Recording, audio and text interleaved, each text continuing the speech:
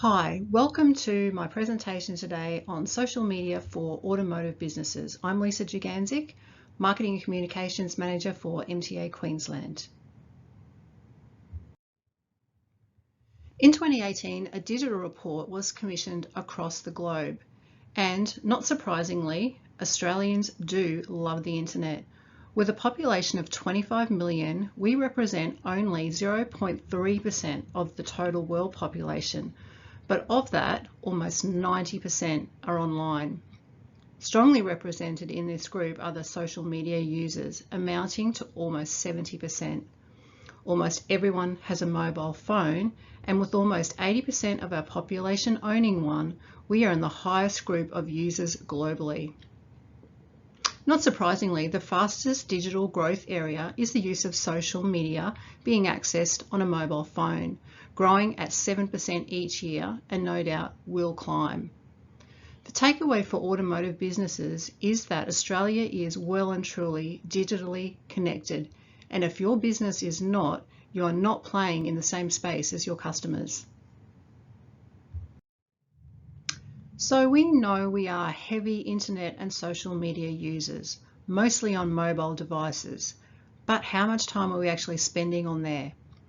Over 5.5 hours every day are spent using the internet on a range of devices, either a PC, a tablet, or a phone, which does coincide with the way we work these days. We are spending almost 2 hours accessing social media on any device. For many of us, that is probably closer to 3 hours.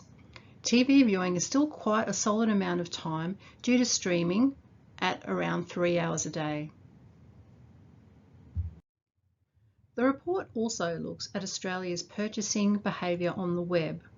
Almost 3/4 of Aussies have searched online for a product or service, and almost 60% have made an online purchase, with most of that buying done on a PC or a laptop.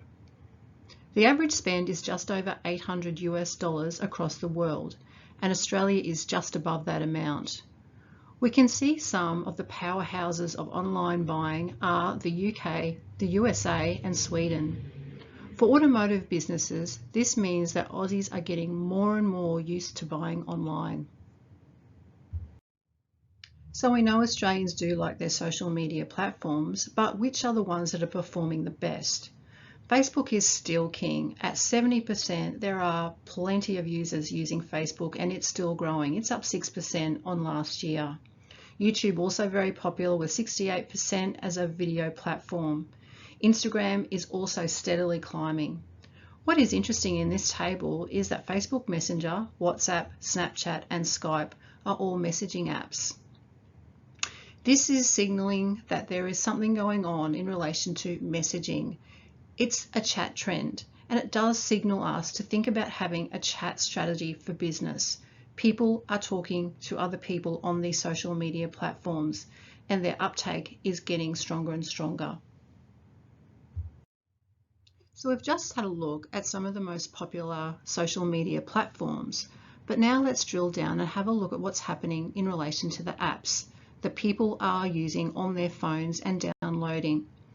So on the left-hand column, we can see the apps that are being used actively on a monthly basis. And interestingly, again, we are seeing Facebook Messenger, WhatsApp Messenger, and Snapchat performing really well. These are, again, chat platforms. Facebook, Instagram, also not surprisingly, doing very well in the way of app usage. In the right-hand column, we can see the downloads. So Messenger, again, is most popular at the moment in relation to being downloaded as an app. Spotify, Facebook, Netflix, and again, another chat platform, Snapchat, coming in there as well. So we've just had a look at some of the most popular social media platforms, Facebook and Instagram, and obviously the chat platforms gaining a lot of popularity. But what are the other social media platforms that are out there? We've heard a lot about Twitter. There is a lot of people in the media, celebrities, profile people like Trump using Twitter all the time. In fact, it's almost made the need for a publicist obsolete. There is a slightly older demographic. MPs find it very popular. It's a very now platform. So something that's happening now at an event, there's usually a tweet or a series of tweets that can happen in connection to that event. Tagging, other people is a good, quick way to get their attention if you are trying to make a statement or comment on something that is happening. Hashtags are very popular. They connect people with that terminology. In fact, Twitter was the birthplace of the hashtag. People were making comments on various things that were happening, particularly things that were topical. People started to organically use hashtags, which made a mechanism for those comments to be joined together, like a filing system. Twitter can be a little bit cliquey. So if you have a group of people that are all in a particular type of industry, they usually tend to stay together, support each other, retweet each other, comment on each other's tweets, which is really good when you're looking for those type of interactions. Twitter is obviously about short messaging. It is not for long paragraphs, and it works fast. As mentioned before, it connects very well to events and things that are happening in here and now. LinkedIn is a different platform. It's more of a professional business networking platform. It is mostly in the white collar industries. It is really good for connecting people in that networking space. Snapchat is still very much a platform that is popular amongst the younger demographic, mostly used for messaging each other. Obviously, it's very popular for the photo filters, but slowly Instagram is gaining more popularity, and the features that were once unique to Snapchat are now also a part of Instagram. YouTube, as we saw before, is still a very, very popular social media platform. It becomes very useful where we put our videos that we create and link that to a post that we put on our other social media platforms like Twitter or Facebook. As we know, we are really engaging with video. It is preferred far more over reading text. It is an easy way to absorb information, learn new things, and be entertained. YouTube is also very easy to embed into a website. So rather than having pages and pages of text or pictures, you can actually embed some really cool video into your website. So let's drill down into Facebook and see what's happening in Australia. Total number of monthly active Facebook users, 17 million. We know it's extremely popular. The annual change in Facebook users over a 12-month period was a gain in 6%. It is absolutely growing and it is not slowing down. The percentage of Facebook users accessing the platform via their mobile phone is at 88%. So we know that is definitely the preferred method for people to be looking at their Facebook feed. There is a fairly equal percentage of male and female users of the Facebook platform. So over the course of 2018 and 2019, there have been a number of changes made by Facebook in relation to the content that you're seeing in your news feed. In 2018, there are a number of changes made to the algorithms in the background, and that resulted in tailoring of content that was more connected to you. Facebook wanted to make sure that you had a more meaningful interaction with the type of content that you were seeing. It also meant that priority was going to be given to content that came from your friends, your family, or groups that you're a part of. And it would be less likely that you'd be seeing content from the public domain, from businesses, from brands, and from the media. This is important to know because it makes a change in relation to the content that we are putting on Facebook and how we make sure the content we're putting there is actually seen by the people we want to see it. So if we know that Facebook is now going to be prioritizing content that comes from people that we are more likely to engage with, we need to make sure that we understand how our content can be seen. So if engagements are going to change, things like likes and reactions will be superseded by interaction, comments, and dwell time. Conversation is now more important than the clicks. So what we need to do is make sure that our content is going to provoke conversation. That is the type of an engagement that will prioritize the content that you're posting to your Facebook page. The other difficulty we've got is that for a business, organic reach is going to be harder and harder to achieve without some sort of budget spend. It's going to be really difficult to get to the top of someone's news feed completely organically without actually putting some money behind it. So what that actually means is we need to make sure that we are actually allocating a marketing budget towards Facebook advertising. A monthly budget can replace some other type of marketing spend that these days may have become more obsolete, like letterbox drops. Paid strategy must have a targeted custom audience, and we'll talk more about that as we get down the track into how we put ads on Facebook that are going to reach targets and reach objectives that we want. So let's have a look at some of the changes that are being rolled out for Facebook in 2019 and some of the changes that are still yet to come. In a conference earlier this year, Zuckerberg said, "We're in the midst of a real shift in how we interact online. Previously, posts were shared openly online with the aim to reach as many people as we could in our network and reveal more about ourselves each day. But now we need that sense of intimacy more than ever. Today, the fastest ways we're communicating online is through private messaging, small groups, and Instagram stories. It's easier to feel like you belong when you're part of smaller communities." So the first major change introduced in the conference was around privacy. Zuckerberg wants the platform to have more spaces for private interactions, either direct messaging or Facebook groups, with stronger end-to-end encryption, which means that Facebook can't actually read the content of those messages. There is also a reduction in the permanence of posts that is going to be introduced. This is similar to Instagram stories, where the post actually only exists for a certain period of time before it expires and is no longer visible. There is also an introduction of an ability for all the contacts in your device, your phone or your tablet, to be contacted using any of the Facebook platforms, which include Facebook Messenger, WhatsApp, or Instagram.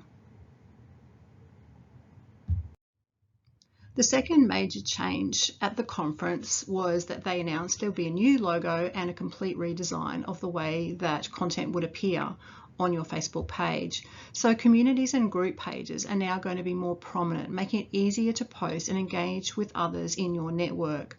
So simpler and more streamlined ways to navigate from your feed to your private messages and to your Facebook groups. This is really interesting because Facebook groups may now actually open up an opportunity to organically grow and expand your audience in addition to your business page. Updates to the Messenger service also means that your friends' Facebook stories appear at the top of your conversations. This is really interesting because if you are creating Facebook stories, that will actually be the top line of things people will see when they're going to their Messenger conversations area. Messenger will also allow people to message each other between Facebook apps. So this hasn't been rolled out yet, but it just means there'll be one place where you can actually do your direct messages to various places like Instagram and WhatsApp. So for the millions of businesses who rely on Facebook to engage with their social community and market their product online, these improvements could make a real difference. This can be very helpful for managing private messaging all in one platform for your business inquiries. Another Messenger upgrade to help businesses connect with potential customers is a lead generation template in the Ads Manager. So a little bit later on in the presentation, we're going to talk about the two different ways you can create ads in Facebook. One is a simple way, which you just do from the front page, and the other way is also simple, but there are a lot more parameters that you're able to have control over using the Ads Manager. In the Ads Manager, businesses can easily create an ad that drives people to a simple Q&A in Messenger to learn more about their customers. And They can also have an easy online booking appointment system, which would be really helpful for businesses, particularly car dealerships, where appointments can be created.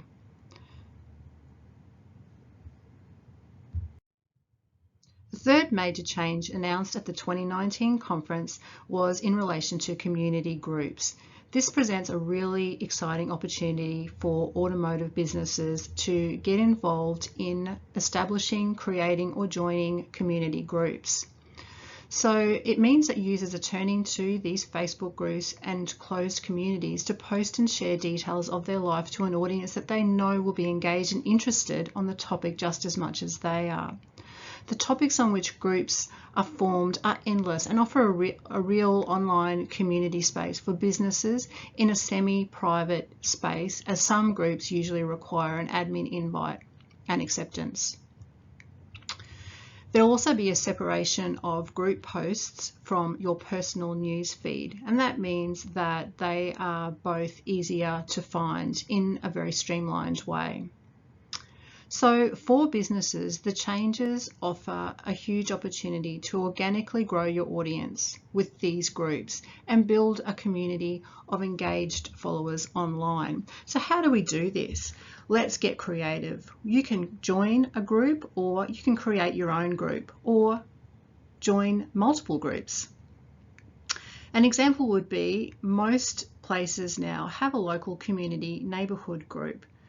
This is a place where people are constantly asking for recommendations in relation to businesses.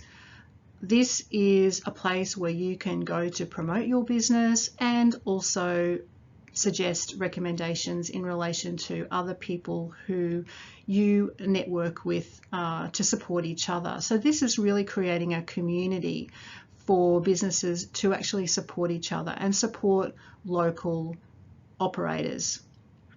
The other idea that you could implement is to create a group of your own. Special interest groups are popping up all of the time, and particularly ones that are also in your local community. You could have a special interest group connected to a particular type of car, or restoring types of cars, or sharing technical knowledge. The possibilities are really endless for creating groups and joining groups. These are new ways for you to find new customers and promote your business. So after looking at the changes made by Facebook in 2018 and 2019, we've now got a better understanding of what is going to work in relation to the algorithms and what will work in relation to getting our content up higher in the news feed of the people that we're trying to reach. So let's talk about the Facebook content. What makes good content? So some of the ideas that I can suggest to you that is engaging around things that are creative, new ideas. We want things that are going to connect to other people and be interesting and entertaining. Some of these ideas can include competitions. There's an example on the slide in relation to a Father's Day competition. So the business has asked for people to post a photo of their dad with their Harley, and in the comments underneath the post, and the photo with the most likes on that particular day will win a t-shirt. So those kind of things for people who are interested in that particular type of product will definitely be engaging, and that will definitely get a lot of likes and comments, and you can actually see there has actually achieved that. Facebook content to educate. People always are looking at cool ways to do something differently. So if you've got a new simple way that you do a particular task, let's tell people about it. Obviously, we're always wanting to be entertained and fun stuff. So always keep it light. Facebook, people love to be entertained. Make sure you're tagging others. If you've got a circle of people that you're posting about that you know is going to be interested in that particular post, then tag them into it, because they will obviously like it and they will obviously share it if they find that that content is good. Post about jobs that you might have available in your business. Don't think that you have to always post your own content. If you come across things that are in the public domain that you are entertained by, that you feel is relevant to people who follow your Facebook page, then post about it. It's quite likely that if you're finding it interesting, other people will too. Post questions to spark conversation. So why do we do that? Obviously, we've just seen earlier in the presentation about the algorithms really favouring where posts have engagement that are linked to conversations. So we know that they are going to do better. Make sure you've got your privacy filters set to hide profanity. The last thing we want is a really good post getting a lot of interaction, getting a lot of comments, and there being a whole heap of unnecessary words in there, which does taint the Facebook post and unfortunately does make your business look quite unprofessional. So you don't want to have to be sitting on there checking all of the comments, checking all of the types of terminology that people are using. You can actually set your filters to make sure that any particular words that are used in comments in any of your posts are hidden, and then you can delete them. Make sure that all of the people in your network are all following your Facebook page, all your staff, all your friends, all your family. Obviously, that's going to help with your engagement, and they're likely to engage in conversations with the content that you're posting about. Reviews, we know it's really important to make sure people are reviewing. So there are a lot of different methods that people are using in relation to ensuring people are doing reviews on your Facebook page. Usually it comes at the end of the transaction, where you may use some type of incentive to encourage your customers to write reviews on your Facebook page. A lot of people look at reviews. It is really important. So what other sorts of things can we put on our Facebook page that is good content? How about an event? You could have a free workshop, you could have a launch event, you could have a birthday event, something to celebrate in your local community and get people involved and coming down. Another thing that is really good in relation to putting content on your Facebook page is linking that post to an article that you've actually put on your website. Now, not only is this good for your Facebook page, it's also good for your website because you're driving traffic to your website. The way that we do this is to create a new story or an article in your website and actually link that back over to the post that you're putting on Facebook. The sort of things that you can put in these articles and news stories on your website include content around some handy hints that you might have come across in the time that you've been doing business. It could be some new technology that you've come across, looking at particular types of models or colors or products or processes. You could be making an announcement. You could be making an announcement about your staff. You could be announcing something like the example on the slide where there is a new way for payments to be made with the Afterpay product. End of financial year, there could be specials. There could be holiday specials, school holiday specials. Use bit.ly links. I've got a couple of examples on the slide where bit.ly links are used to create a much smaller link to your website.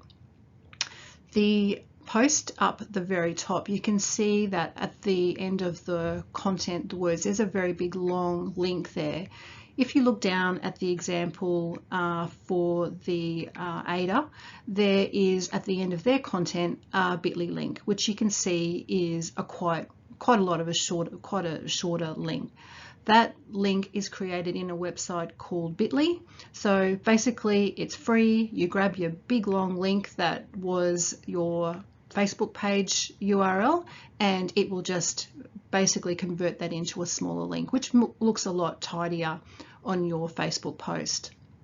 The other option is to not even include the link at all. The example from Tyre News is actually a complete link. So you can see the website that the story is actually located on, but if you were to click on that image or any of that wording, it would take you straight to the website and you'd be able to read an article on the website on that particular topic.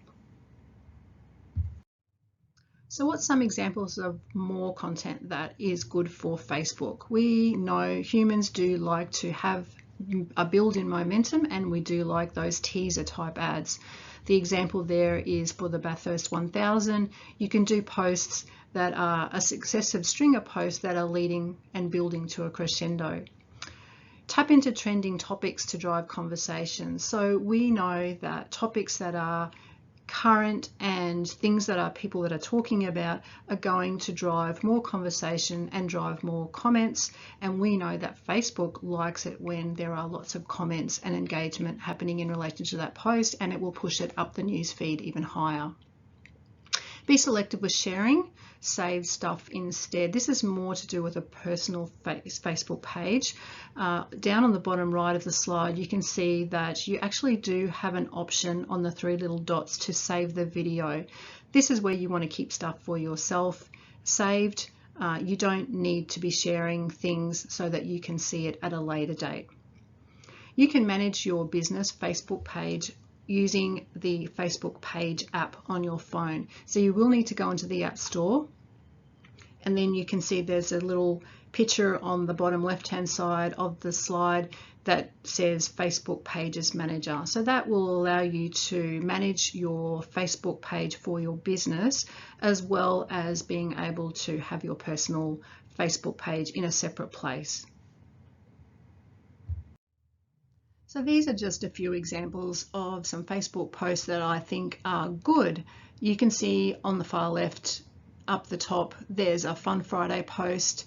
You can see by the amount of likes that it is something that people do like. Bottom left hand corner, you can see that there is an announcement there in relation to a win. This is also something that's really good to be posting about. If you win an award, make sure that that is a story that goes onto your website, and that you're writing a little bit of commentary about that, and probably doing a bit.ly link to link back to where that content is on your website. Top right hand corner, you know, putting humour into your Facebook post is always going to be a winner. And the terrific post there by Frizzell, again, announcing where you have achieved something great. Always good to put that on your Facebook page. So when we're creating our ads on Facebook, we need to make sure that we have ads that are going to stand out. These ads are known as thumb stoppers. We know that people are constantly scrolling faster and faster through their feed. So we need to make sure that what we're creating is going to be a thumb stopper. It's going to grab that person's attention and make them read and make them view video, whatever it is that you've posted, and it's got to be different from everything else that they're seeing in that feed. It needs to stand out, it needs to be bright, we need to use colourful pictures. We need to make sure that we say one thing and we say it really well. Things that are big on text will never perform as well as things that are visually engaging, either through photos or through video or simple statements. Always make sure you check whatever you've posted on your mobile device, because we know full well that all of our customers and our community are looking at their social media on their mobile phone. And again, as we've said on a couple of occasions, we need to make sure that whatever we're posting about does actually encourage commenting. So let's talk about a few of the basic things we need to keep in mind when we're creating our ads for Facebook. One of the most fundamental rules is the 20% rule for text on ad images. We need to remember that less text performs better and will actually cost you less money. So Facebook have actually developed a text overlay tool, and you can see the link there which will take you to the text overlay tool. What it will enable you to do is test whether the ad that you're using and the amount of text that you have on your image is going to perform well or not. You can see that from the image at the top, it's saying that your ads reach might be slightly lower because there's too much text over the ad. In the second example, it's saying that there is even more text on the ad and it's very likely that your reach will be lower again. The bottom example will tell you that your ad may not run at all. Facebook won't like all that text that's on there, and basically it is a waste of money to try and do advertising that has that amount of text on there, because it really either won't work or they won't run it. There is also a Facebook ads guide. There's a link on the slide, and that will help you understand some of the other requirements for ads in Facebook. To be completely simple with your messaging, to have nice clear text and a message and that call to action, like the example that's on there with the picture of those vehicles in a shop now, is a really good fundamental principle to keep in mind when you're creating ads. I spoke a little bit earlier about two different ways to create ads in Facebook. One is using the Ads Manager, which does give you a lot more functionality and a lot more options. I'm not actually going to go into the detail for creating an ad in the Ads Manager because there is a lot of content in there and it would take quite a long time. There is an easy way to do it though, and you'll still get a very effective ad using this easy process. Basically, you need to, at the beginning, do your post as you normally would on Facebook. So pop up your video or your image or your link to your website article and just publish it as you normally would.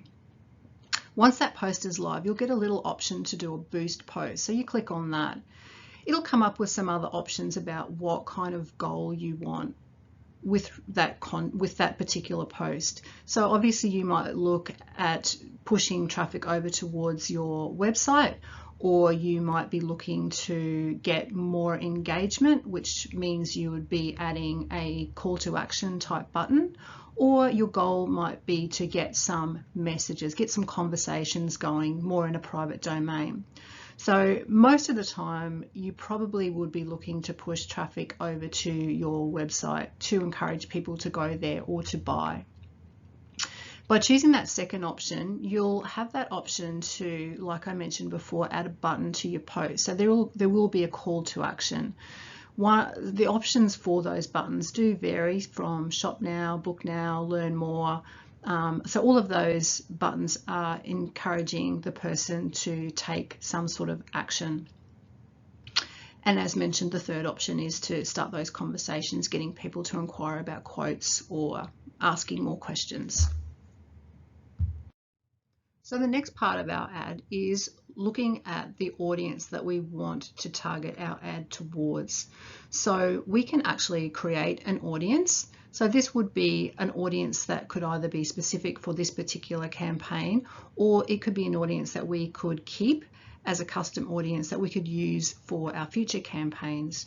So we have a number of options there for who we can choose as our audience. So people that we choose through targeting would press edit on that slide, and we'll be able to go through a process of picking the types of people that we specifically would like to choose to be the audience for this particular post. Other options we've got there are people who like the page and people who like the page and their friends. So depending on what it is that you're actually posting about, whether you're trying to talk to the people who you know are already following your page and the next tier of their friends, or whether you're trying to target a completely different set of people, potential customers, then you would choose a different type of audience depending on what that particular post was about. The next part for us selecting our audience is looking at the geographical demographics. We're looking at the gender, we're looking at the age of the people that we want to see our post, and we're also looking at the location. So we can actually be quite specific in relation to the state, the regions. We can choose specific postcodes, we can choose specific suburbs. We can do it by radius. We can actually pinpoint where we want and have a radius from that pinpoint to define a certain audience. Now, the way that we can work out as to whether we've selected an audience that is going to be a decent size is by using the little odometer down the bottom, which will tell us what our potential reach is and if we're doing a good target for our ad. We can also make sure that we've got some keywords connected to the audience for the people that we want to see our ad. So when you look in the interest categories, you'll see a number of different suggestions in relation to people or groups of people that could potentially see this post. So this is an area that you need to experiment with, because you need to keep your eye on the reach rating down below to check that you haven't narrowed your audience too much and that it's too specific, or if it's too broad, that is, you're trying to cast that net too widely. Once you've got a target audience that fits a fairly good defined size, then you can save this as one of your custom audiences. The next thing we need to look at in relation to our ad is where we're actually going to have the ad placed. We can have this ad connected to Messenger or Instagram if we turn the automatic placements to on. My recommendation is that it should be turned off. The audiences in Facebook, we can specifically geo-target. The audiences in Messenger and Instagram, we can't. Therefore, for me, it seems to be a waste of money if we're putting ads specifically for certain geo-targets into our Facebook, but then they're being pushed over into Messenger and Instagram with no filters on where those ads will be seen. It seems to me that would be wasted money. If we know that our ad is really only specific to the suburbs surrounding where our business is, there's no point in our Instagram followers in Cairns looking at those ads. That to me doesn't make sense and is a waste of money. So I would suggest you keeping that one to the off switch.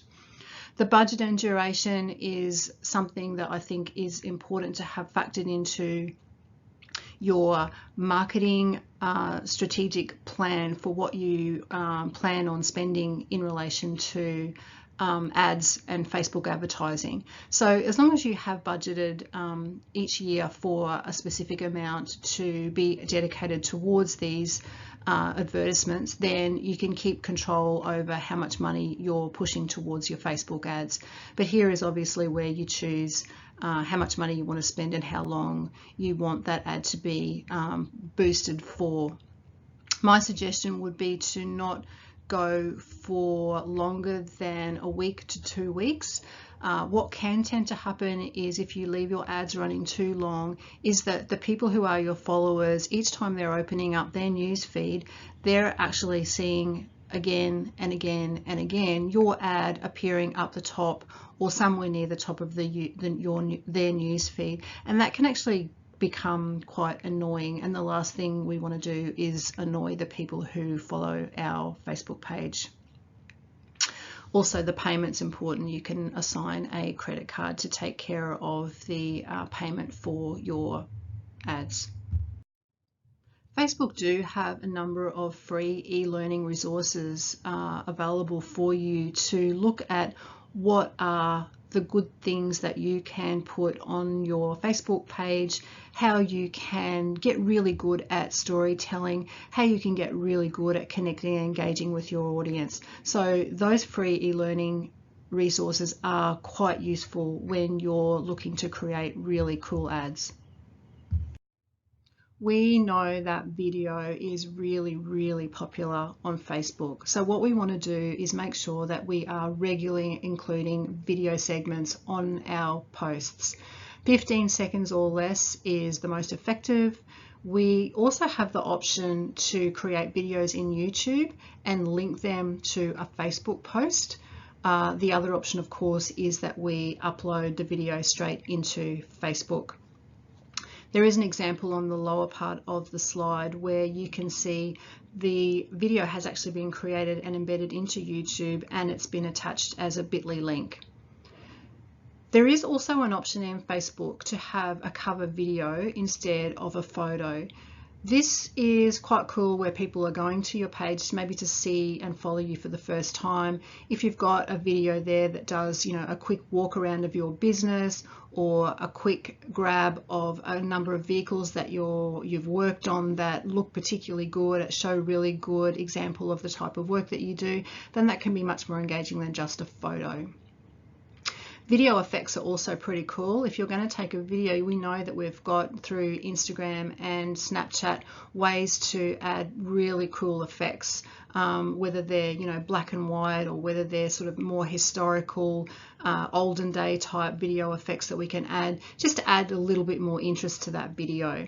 Drone footage is also something that is quite cool. Obviously, there are a number of regulations in place in relation to where we can safely use a drone, but if there is an ability to get some shots of various things that you're working on, and that footage can be taken by a drone, we know that is very engaging as well.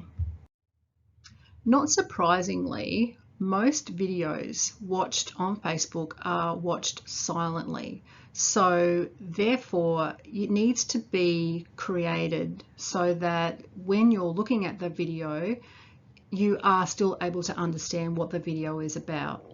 The other option, of course, is to have subtitles put on top of your video. Now, there's actually a really cheap and cost-effective way of doing that using rev.com. It's about $1 a minute to add captioning to videos, which will, I think, allow your video to get much more traction with those subtitles and text on the video. Another option that's out there is a company called Fiverr. They basically create animated ads. You would have seen a lot of ads on TV and on people's websites that create a very simplistic message around a process or something new, something you need to know about, that is done in a cartoon type display. If you put together a script and you upload that to the Fiverr platform, they will give you a quote to turn that into a very simplistic video that you can use for all of your platforms. Let's talk about Instagram. It's becoming a really, really popular platform. Even some of the traditional Facebook users are slowly turning their attention towards Instagram. Currently, there are over 8.8 million Instagram users active on that platform every month, and that is representative of about 36% of the total population. There is a fairly even spread between male and female users of Instagram. So what sort of content are we going to put on our Instagram account? We know there have been some recent changes in relation to the amount of likes that are able to be seen on Instagram posts, but that doesn't change the fact that when we encourage our customers to post about things that relate to our business, all of their followers get to see that content. And that's really the goal that we want to try and achieve. Although we do want to make sure we're putting good content on our own Instagram, we really do want to make sure that the people that we're connecting with are encouraged in some way to be sharing content on their Instagram about our business. And there are ways that we can do that by offering an instant reward. We can put them in the draw to win a hamper or a prize, something that they can see while they are actually in your business, something that looks really impressive and something they really want to win. They can be given a discount for their next visit by doing a post. And what you'd need to do is make sure they're including you in their post with some sort of hashtag or the tag of your actual business name. Running a competition is also a good idea. So you can see a couple of examples there of people who have put posts on their Instagram using lots of hashtags. There are also in the Instagram platform popular hashtags that you can have a look at that you can use. So it is a good idea to know what they are, then you can be adding those hashtags onto your posts as well. There's a few other examples there. The bottom right hand corner, obviously Instagram is certainly a popular tool to use when an event is on, because you have an audience of a number of people and you could potentially have all of those people posting something to their Instagram account about your particular event, and obviously that is really good for the profile of your business. So a couple of other things that we should probably know about Instagram. There is a little trick we can do with hiding all of the hashtags, all the handles as well, that we may want to hide from a post. They can look a little bit not attractive. So if you look at the post on the right hand side, there are a number of hashtags and also handles that are featuring in that particular post. By doing dot spacing, you can actually push those hashtags and those handles down in the bottom of the feed, so that when someone's scrolling through, they won't actually see all of that stuff unless they click on the actual Instagram post. So it's a good way of hiding that stuff in a general feed. Influencers and brand tagging is still very popular on Instagram, although likes are no longer displayed on the actual post.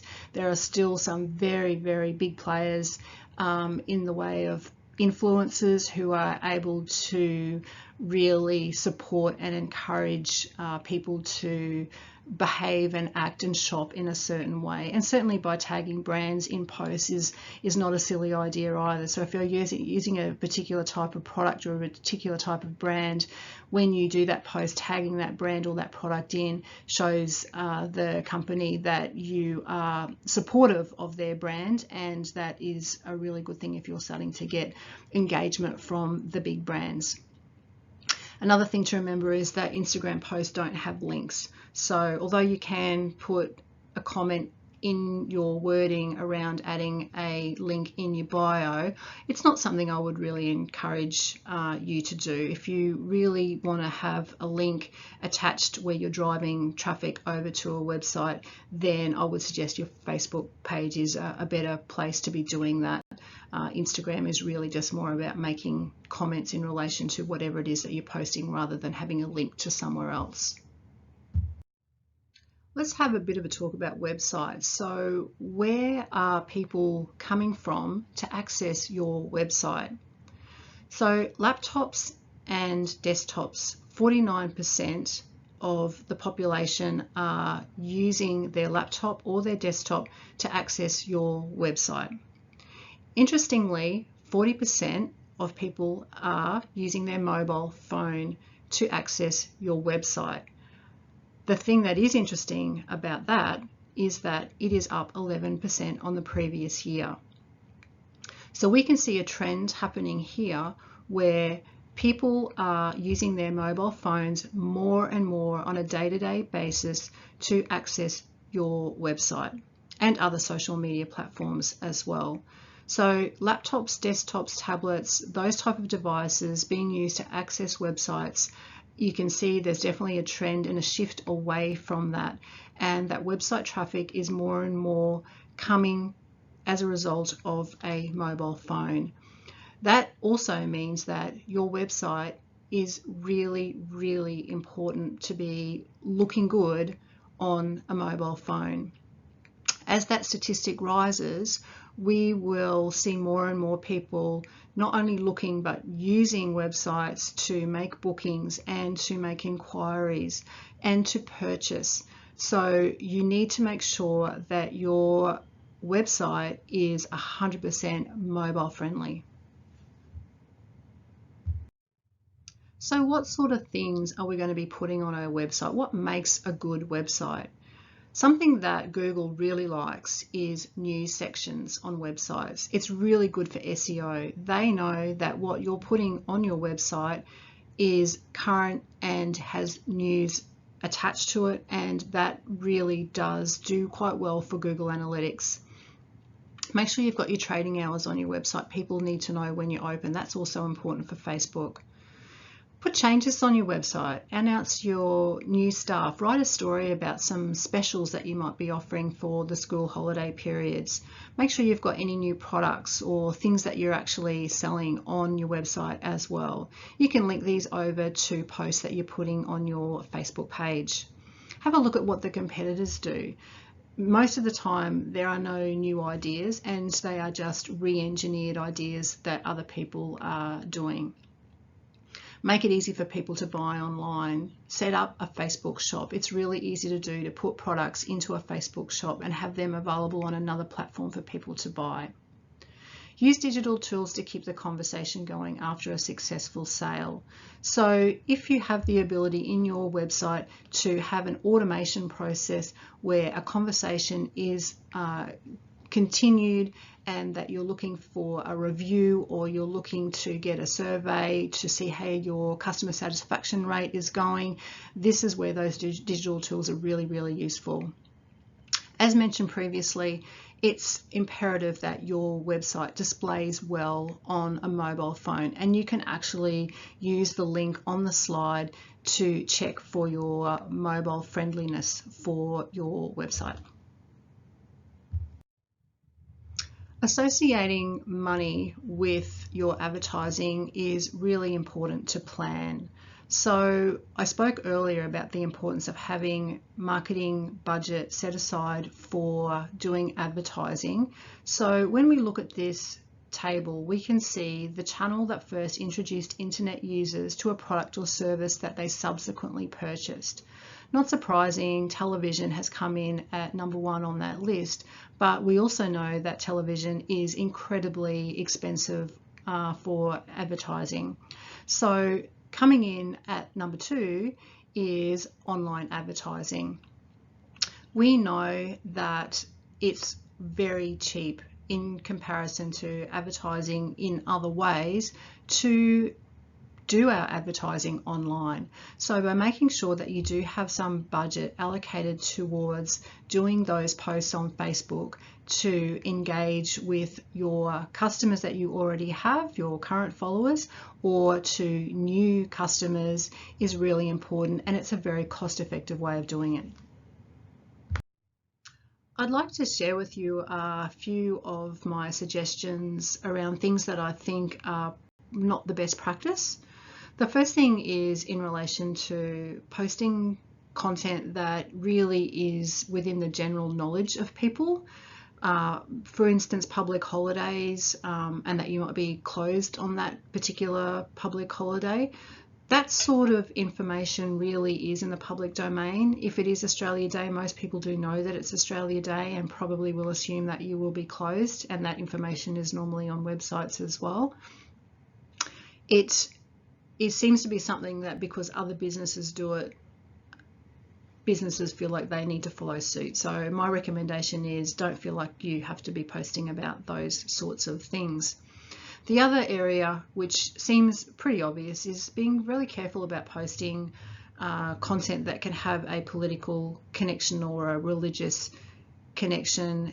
Those sorts of topics can be very polarizing, and it's certainly not a path you want to go down, having a whole heap of controversial material, controversial comments on your social media platforms. So that's the kind of engagement you don't really want.